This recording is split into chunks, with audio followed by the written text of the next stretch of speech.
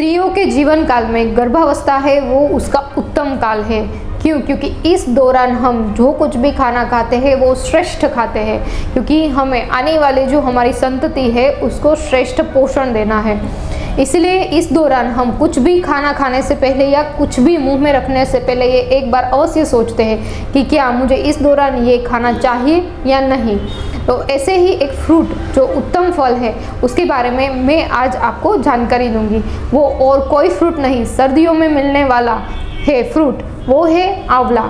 आंवला एक अमृत फल है।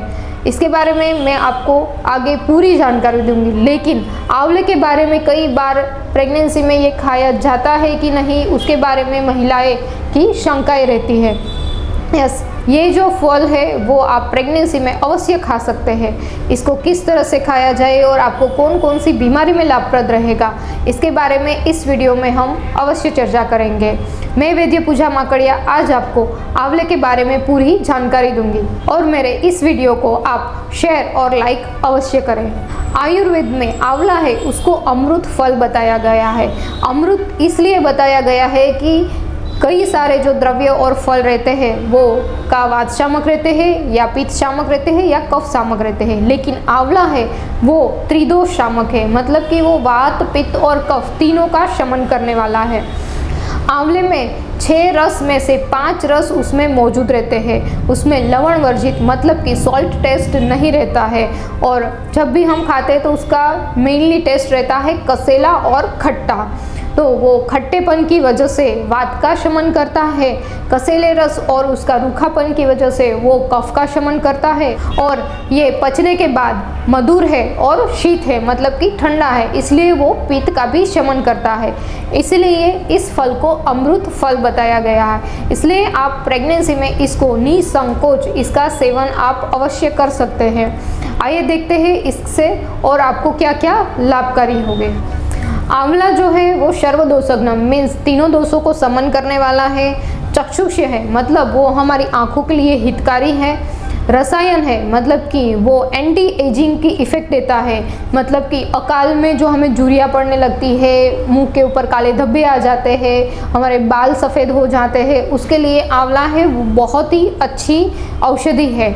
और ये वृक्ष मतलब पुरुषों के लिए भी एक अफोर्डेसिक मेडिसिन्स भी बहुत अच्छी कारगर है।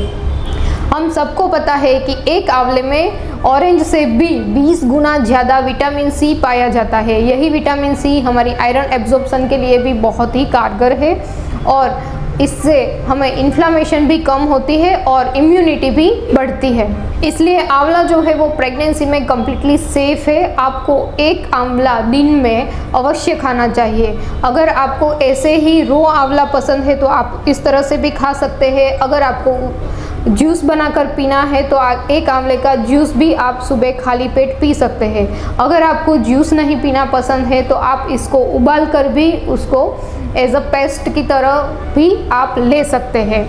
अगर आपको प्रेगनेंसी में एसिडिटी रहती है मतलब कि जलन रहती है सीने में, तो आपको आंवला जो है उसको मिश्री के साथ मिलाकर घर पे ही आंवला कैंडी बनाकर उसका सेवन करना चाहिए। अगर आपको वॉमिटिंग नोज़िया जैसी फीलिंग आती है तो आपको हल्दी नमक वाले जो आंवला है उसका सेवन आप कर सकते हैं। और आंवला जो है वो कॉन्स्टिपेशन के लिए बहुत ही अच्छी लाभप्रद है।